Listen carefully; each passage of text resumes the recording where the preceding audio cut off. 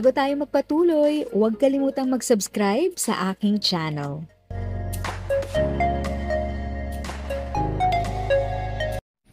Thank you sa pag-click ng aking video. Good day po sa lahat ng ating SSS pensioners. Sa mga bagong viewers at napadaan lang, by the way, I'm Tita Eda. Welcome to my channel. Ang channel na maghatid sa iyo ng dagdag kaalaman tungkol sa government services, bagong mga balita at informative videos na galing sa legit na resources. Mag-subscribe na para updated ka. Sa darating na Martes, April 16 ang release ng SSS Pension second batch. Madami pa din po sa ating mga SSS pensioners at viewers ang gustong malaman kung kailan ang release, kaya every schedule release ay pinopost ko po ito. Para maging reminder, ang SSS Pension ay nire-release 2 beses sa isang buwan at para sa second batch ay every 16th of the month ito binibigay. Sa April 16 ay release na dahil hindi ito pumatak ng weekends o holiday, kaya as is lang po ang date. Para sa mga bagong SSS pensioners at nalilito kung ano ang DOC o Date of Contingency, dito po nakabase kung kayo ay first batch o second batch sa schedule ng release ng pension.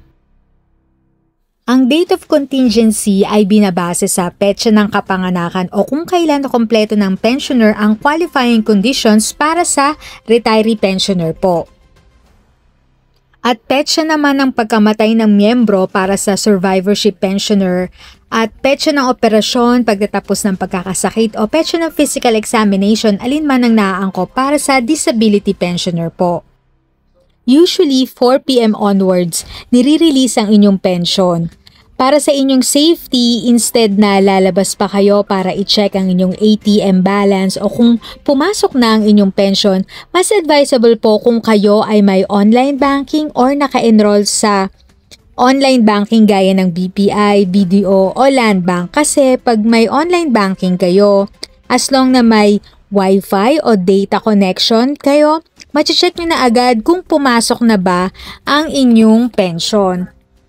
Iyon po ang kagandahan ng technology, kaya maganda po magpaturo po kayo sa inyong anak o apo para mag-sign up sa online banking. At para naman po sa SSS second tranche, lahat ay gustong malaman kung ito ay binigay na ba o na-release na. Sadly, hindi pa din po, kaya wag po maniwala sa fake news. Atin pong panoorin ang naging interview ni SSS CEO and President Rolando Makasait tungkol dito. Ito ay ginanap noong April 2 sa SSS Convention po. Ako po si Candido Taniedo, Barangay Bacolong, Kagawad po. Sir, sa SSS po, dahil matagal po akong company representative ng Talon General Hospital, almost 30 years. Kasalukuyan po ngayon, nagpe-pension po ako. Pero po yung SS ng Branch Tarlac, mababait po yung mga empleyado dyan. Dahil po matagal po akong nagtrabaho, dahil ito po, nakikinabang na po ako sa SSS ngayon. Nagpe-pension na po ako. At talong ko lang po sana, yung binigay na 2,000, yung 2,000 po sa pension, nabigay na po. Itanong ko lang sana, sir, kung kailan po pwedeng ibigay yung 1,000 na dagdag pension. Kasi po nagme-maintenance na po ako ngayon.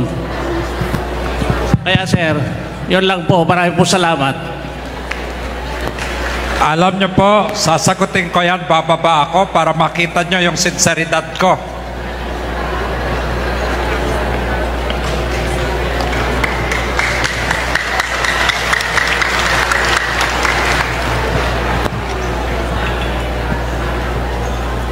Alam niyo po, yang 1,000 pensyon dagdag, pwede ko po explica sa inyo. Kailangan po nakikita niyo yung mukha ko kasi po masyadong controversial yan eh. Saan po yung tanong niyo? Kayo po ba yun? Alam niyo po, ako po, adopted po ako ng Tarlac. Hindi po ako politiko, hindi po ako bolero. Ako po magsasabi ng yung kung ano sa tingin ko ang tama, okay? Para maintindihan po ninyo lahat. Alam nyo po, ang SSS may 3.5 million pensionado. 3.5 million katao tumatanggap ng pensyon sa SSS. Okay? Klaro? Klaro na. Alam nyo po, pag binigyan ko po kayo ng 1,000 po, 3.5 million times 1,000 po pesos at 3.5 billion po buwan-buwan ang lalabas ng pera sa SSS. 3.5 billion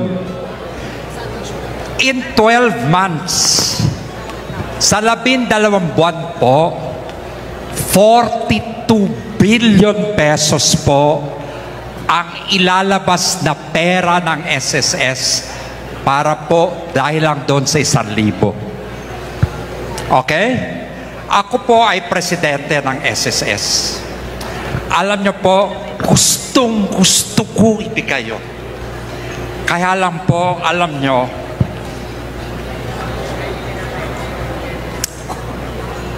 $42 billion po. Sana po intindihin ninyo. Kailangan balansehin ko ang financial health, yung pera ng SSS po para sa kinabukasan. Kasi po may kinabukasan pa. So pinag-aaralan ko po ng mabuti yan. Ha? Pero kung kaya ko po yan, pangako ko po sa inyo, gagawin ko. Binabalanse ko talaga. Okay? Kaya po para naintindihan talaga ninyo po at sitwasyon. Kasi po marami nagsasabi po sa akin yung 1,000 napakaliit, pinagkakait ko pa. Diba? Pero po tandaan nyo, 1,000 sa 3.5 million na pensionado. 3.5 billion, B po as in boy, billion piso. Buwan-buwan ang ibabayad ko. 42 billion po ang lumalabas sa SSS sa isang taon. So, kailangan pag-aralan ko talaga. Naintindihan nyo ngayon po, ha? Kasi po, importante matutuloy ang SSS, ha? Sana po, naintindihan nyo yung sitwasyon ko, ha? Salamat talaga po. Salamat talaga. If sa tingin mo, natulungan ka ng video ko na ito, nakasave ka sa oras mo, you can click yung thanks button at any amount ay malaking help sa pag-grow ng channel ko. Yun lang po muna ang aking update. Sana ay nakatulong na dagdag kaalaman ang aking shinare today. Ang goal ng aking channel ay mag-create ng awareness. Kung ganitong mga topic ang gusto mo, panoorin mo ang mga videos ko na ito.